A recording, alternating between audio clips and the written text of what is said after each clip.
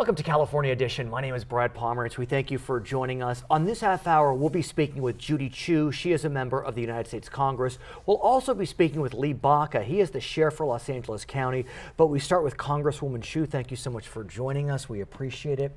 I want to speak with you about tax policy in our nation.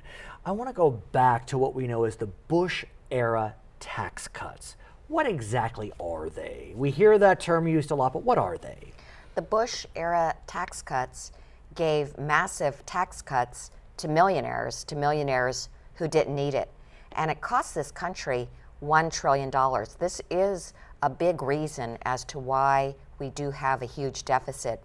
They never, and by they I mean the Republicans, never found a way to pay for it by cutting in some other part of the budget. And as I understand it, when President Bush took office, President Clinton had left a surplus, and through the Bush-era tax cuts, as we call them, that surplus was whittled away. That's right. And we went into deficit. Yes.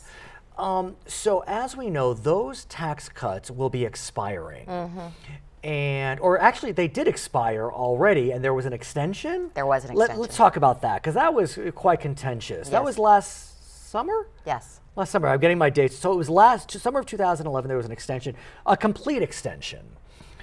And what was the agreement then as to when the extension would expire? This will all expire at the end of the year. Oh, wow. So we're before it as we speak. Yes. So what is the plan of the Democrats? What is the plan of the Republicans?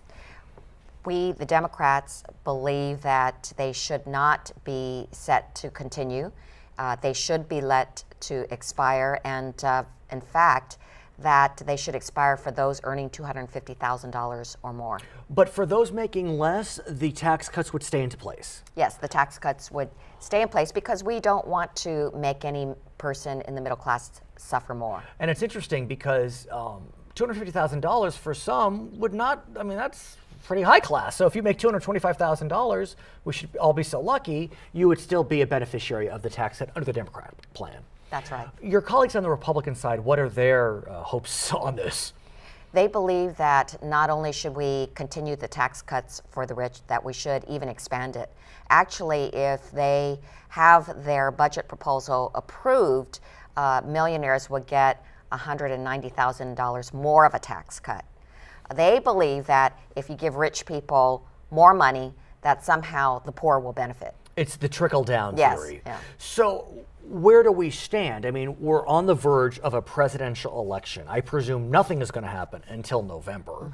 Mm-hmm. Is this going to be dealt with in the lame duck Congress, or does it have to be? I mean, I presume it would have to be. It would have to be. And so what's your feeling? I mean, these are, two very firmly entrenched positions. The president and the Democratic Party is very clear on what they want, the Republicans as well. Mm-hmm. Is it we're looking for what the voters tell us in November?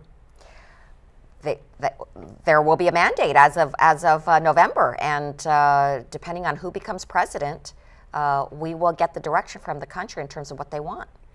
The Congressional Budget Office, which is nonpartisan, has offered some pretty stirring language about what will happen if the Congress does not deal with what's called, is it sequestration? Yes. Could you explain that for us? Because sequestration is a word I thought dealt with jury selection or whatever it may have been. You sequester a jury.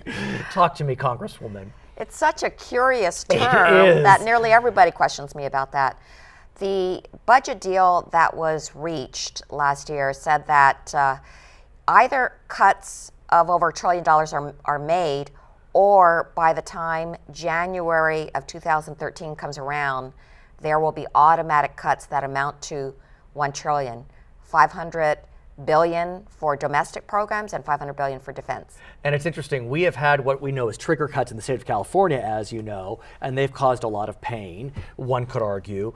But this pain, as the CBO says, would be pain beyond all pain. Yeah. I mean, they've used terms like it would send us off the fiscal cliff. Yeah. They have said it would send us into a recession.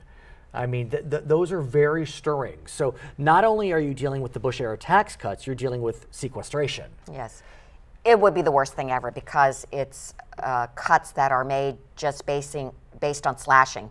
It would just be a pure 5% cut across the board without any thought as to who the most vulnerable are or what the smart cuts might be. So where do we stand on this? Most likely there will be no action on this until after the election. Same thing. You Yes. it will be dealt with in a lame duck Congress. It's interesting. Lame duck Congresses in the past have actually done some things that are, one could argue, from certain positions, have been positive. I believe Don't Ask, Don't Tell was dropped in a lame duck Congress. The DREAM Act was not. It was close, but it was not. So things can't get done in lame duck Congresses, presumably? Some very important things can happen in the lame duck Congress, but they will happen very rapidly. Interesting. I want to also talk about Medicare, which has become an issue injected back into the debate with the selection of Paul Ryan as Mr. Romney's vice presidential pick. If I could digress for a second and ask you, just between us, no one else, do you know Mr. Ryan? I mean, you serve in Congress together? I have seen him. I've walked along the hallway with him. Right. I can't say that we know each other well. You're not on committees together, No. so, because presumably there's certain Republicans you know very well because Yes, you're on the same that's right. committee. Okay, so let's talk about Mr. Ryan, who has proposed a very bold plan as it comes to Medicare. What his proposal would be is to change the formula, and instead of having seniors go through this government organized plan, they would get vouchers. And they would bring a voucher and they would shop for private insurance, and that's how they would get their insurance. I mean, one could argue a little more choice. What's your sense of that? It would end Medicare as we know it. Do you trust your health care to the private insurance companies? Do you trust them to keep the cost down? Well, common sense says that if they are given this set amount of money, the cost of health care will increase and more money will come out of the seniors' pocket. In fact, it's estimated that $6,400 more will have to come out of the seniors' pockets to pay for health care. And as I understand it, the way the voucher system works, and this is just what I've read, is that the voucher would be worth X, and it would not increase at the rate of inflation or the rate of the spikes in private insurance, so there is a concern that it wouldn't cover the cost. Is that accurate? That is absolutely accurate. At the same time, I do want to talk about what the Romney-Ryan camp is saying. What they're saying is that through the Affordable Care Act, President Obama's health reform plan, over $700 billion would be cut in Medicare, and as a result, they're looking to restore that as a way to save Medicare. What's your sense of that? They are right in the pockets of the healthcare insurance companies. Basically, the $750 million that Billion. billion that was to be cut had to do with waste in the system. So these aren't cuts to benefits, No. as I understand Yeah. it, pursuant to the ACA, the Affordable Care Act. So where is the debate going on Medicare? I mean, you represent an area where I presume a good number of Medicare recipients live. What are they saying to you? Is there confusion? Is there clarity on the issue? AARP has taken a strong stand against the Ryan plan for Medicare. They're very, very clear, and so many seniors are now AARP members. I do think that Romney caused himself some grief by picking Ryan. I do want to talk to you also about another one of your colleagues. I hate to do this, but it is very interesting. A lot of your colleagues are in the news these days. And that colleague is Todd Akin. He is a congressman from Missouri, and he is the Republican nominee for Senate in that state, running against the Democrat Claire McCaskill. Interestingly, she was seen as very vulnerable. But as you may know, Mr. Akin recently said that the victims of legitimate rape could shut down their bodies and not become pregnant. How has that played out in your district? Everybody is outraged that he could make such a statement. He's on the science committee. How is that even remotely scientific? Why would he actually say there's such a thing as legitimate rape? Are some rapes okay? Is that what he's saying? In my opinion, there's no distinguishing between these kinds of rape.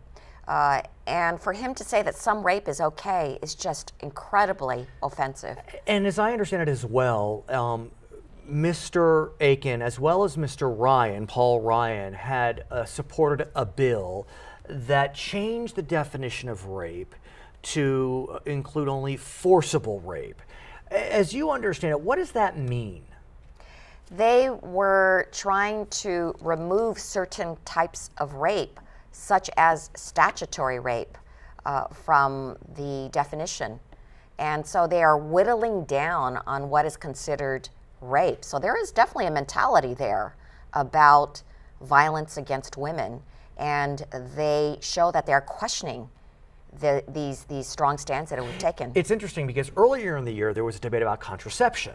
Yes. And so, we're on the coast, we're in California, we have a certain worldview, whether Democrat or Republican.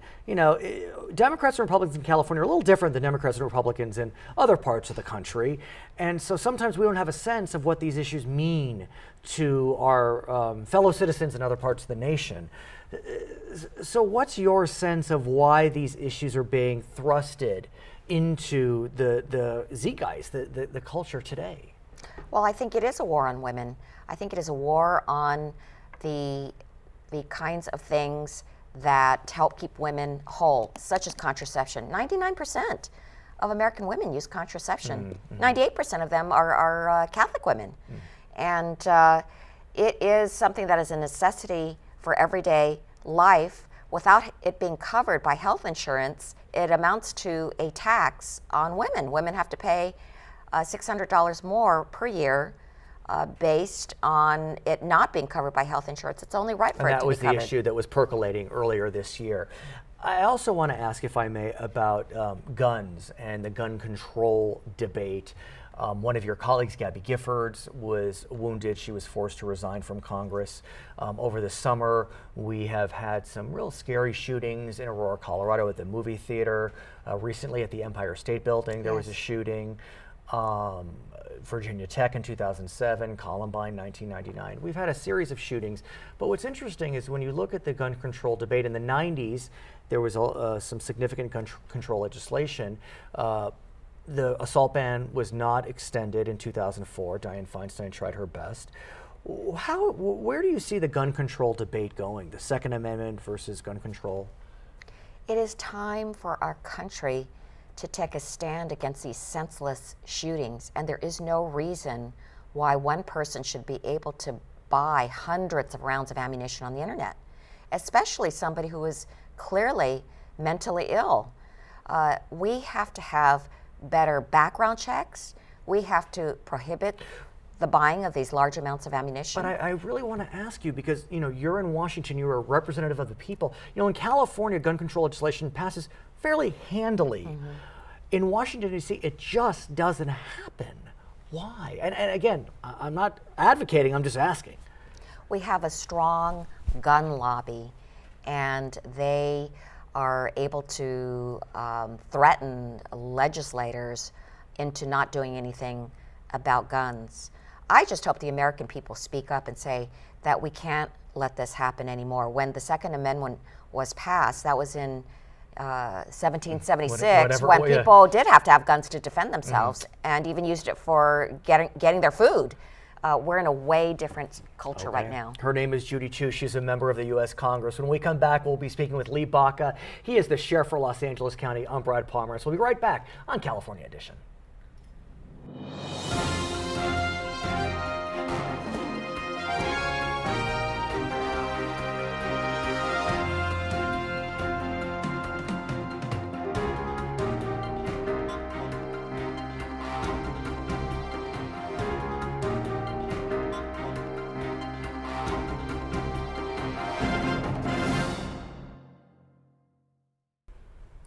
Welcome back to California Edition. My name is Brad Pomerance. Glad you're still with us. We are now joined by Lee Baca. He is the sheriff for Los Angeles County, which, if it were a state, would be ranked clearly in the top 10. It would be larger than 42 states in the United States. And as a result, you are operating one of the largest jail systems in the entire nation. The largest, yes. There you have it. How many, should I call them prisoners? Because the wording is precise, but how many people do you have incarcerated? We have 19,000 prisoners incarcerated today. 5,300 are the state realignment prisoners who would have gone to state prison. And let's talk about that, because as we know, in October of 2011, we had what many would argue would be a real sea change, a revolution in incarceration in our state. The state passed a law whereby lower level offenders would serve time not in state prison, but county jail. Yes. And we're now about almost a year into that. How has that gone? It's going fairly well in Los Angeles. Now, those type of prisoners that the state would have taken otherwise are non-serious, non-violent, and non-sexual offenders. So we now have, as I mentioned, 5,300. Our count when it began last year, October 1st, was about 14,500 in our jail system. Maximum capacity about 20,000. We're right around 19,000 now. But what's interesting is LA County, the largest jail system in the country, is not overcrowded. There are other counties who, under the weight of realignment, are having some real difficulties. They just don't have the jail space.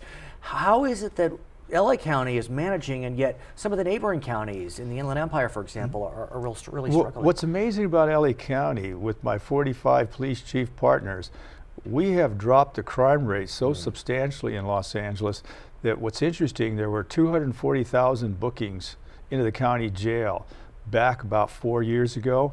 Now it's right around 140,000. So that's about 100,000 less arrests that are going on throughout Los Angeles County. And this is how many years ago? 4 years ago. Which is stunning to me, because as an Angelino myself, I know that this region has been hit by the economic downturn as much as any. And yet, in prior downturns, we would see spikes in crime. In this downturn, we have seen drops in crime. Why? I just can't quite explain this other than to say Right. that the public has a different consciousness. The only X factor is social media and the things that go on with communicating within the network of society. And there's a lot of communication going on.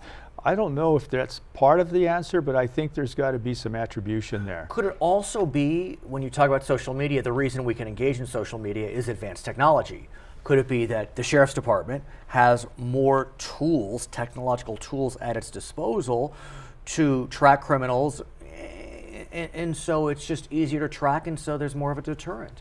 Well, of course, and then this realignment program, we're able to monitor where all of the people that are on parole are, because now we have a closer interface with the state parole system.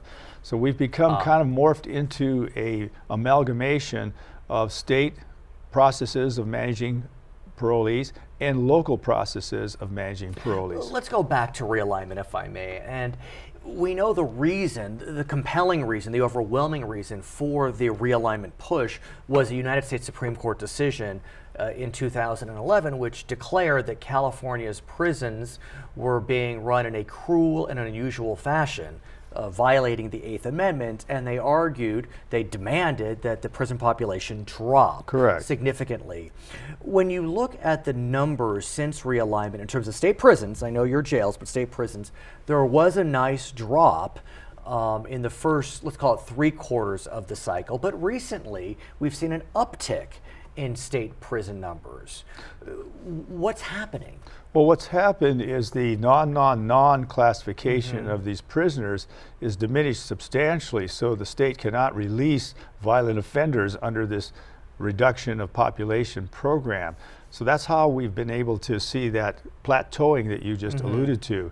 I think it's important to recognize that the state has asked for a reprieve of that cap. And let's talk about that, because it has gotten very contentious. As I understand it, the state, pursuant to Supreme Court order, was permitted to have the number of prisoners in its jails at 137% of capacity. I mean, it's still 37% more than capacity. But now what Governor Brown's administration is asking for is to hit about 145% of capacity. Correct.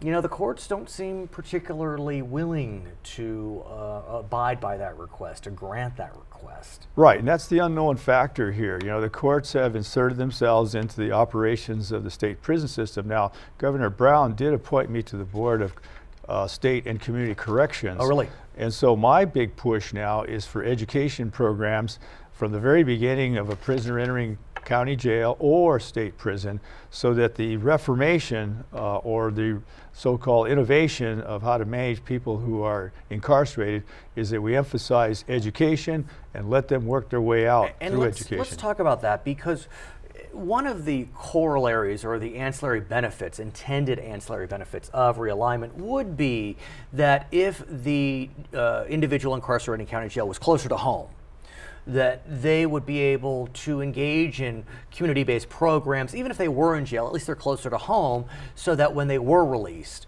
they would be able to enter society with more ease.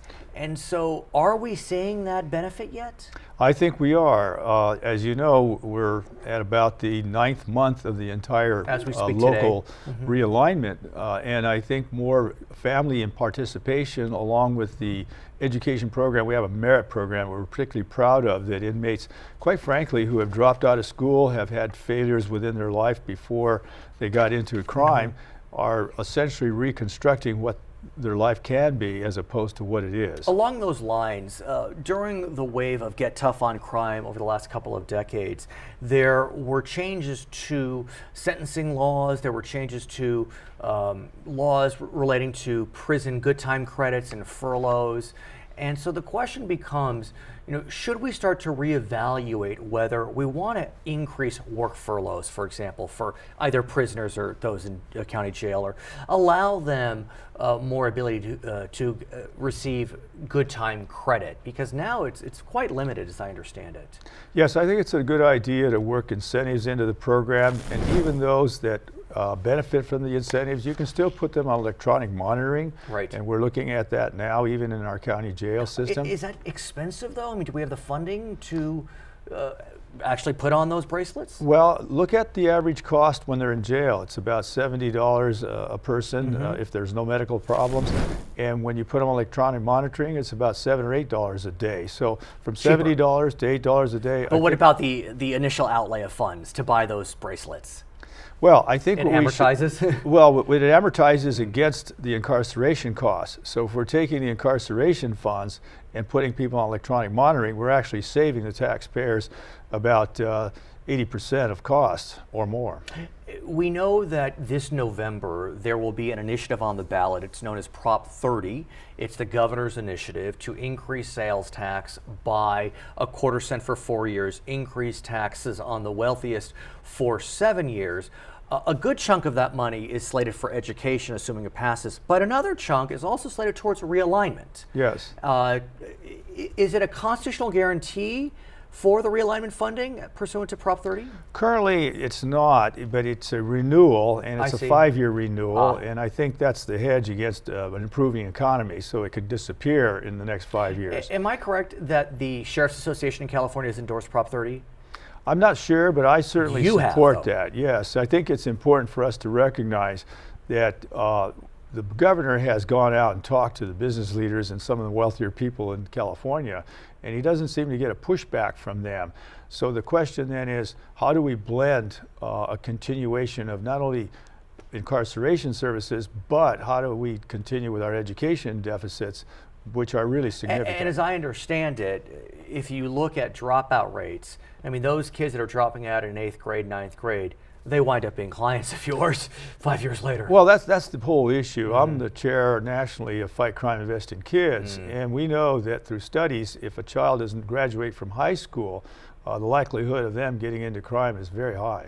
So let's go back to Prop 30, because if you look at polling as we speak, yes, it's leading, but so was the cigarette tax, which was on the ballot in June. I mean, the last poll I saw on the cigarette tax was around 60% favored, and it lost in a squeaker. Yes. So are you going to be out speaking with the voters of Los Angeles County to express your support? Because there's no doubt that the opponents will be on television expressing their opposition. I presume this will be a very expensive campaign. And look, Californians, may be a blue state socially, but fiscally, we don't necessarily like raising our own taxes. Well, and that's correct. I think that the voters are tired of tax increases, but we're in a still California-style recession where the state has not been able to reduce its unemployment rate down to 6%, perhaps, or 7%. So when you look at the whole of the variables, one, we do need to sustain our services regarding education. The incarceration piece is a smaller amount of money. At the same time, our voters have already been paying this, and then it ceased, and now it needs renewal. So it isn't as though we haven't been, for the past 5 years, paying this amount of money into our state government system. I've spoken with some opponents of Prop 30, and their view is that we shouldn't be looking at changing mandatory minimums. We shouldn't be looking at changing the formulas for good time credits and for furloughs. We should build more prisons. I think building more prisons really has run the course. I think what we need to do is understand what goes on in prisons. Education, to me, is the key of the turnaround. And we believe we can drop the recidivism rate from 70% at the state level down to 30 or less. And this is why I'm doing the education-based incarceration system in LA County. Because we are larger than 42 prison systems in the United States, we could be an ideal example to the rest of the country that either you educate people while they're in jails, in prisons, and have a better product coming out, or you do the same thing with the same 70% recidivism. I do want to talk to you about the allegations of abuse at Men's Central Jail. It has been in the media, on the minds of many Angelenos for several months now. Yes. You have been taking a beating, I think it's fair to say, but you have expressed that the buck stops here, and expressed your apologies for what happened in terms of the abuse allegations. Where do we go from here? Are you hoping to continue the investigation, or are you looking to look forward? Well, we are investigating all the allegations. Ironically, of the 100 plus that were provided to us, we've had 2 that we know were serious enough for us to discharge a couple of deputy sheriffs, but the rest are not panning out, and many of the inmates who signed affidavits are saying, I didn't really make those allegations. So there's some degree of what I call investigative clarity that needs to be put into these allegations. But most importantly, have you been able to change the culture? Because even if the allegations may be specious, I think even you have said that something was amiss there in Men's Central Jail. Right. So have you been able to speak with your force and really change that culture? Well, yes. Here, interesting when it comes to the use of force. Many deputies have never been in a fight in their life before they become deputies. Interesting. What I did is I implemented a force prevention policy, and we're the only institution in America that has such a policy. So rather than lag behind in trying to make things better, I said no matter what the allegations are, whether they're true or false, we can still do things better. Okay. And that's where we go. His name is Lee Baca. He is the sheriff for Los Angeles County. I'm Brad Pomerance. Thank you so much for watching California Edition.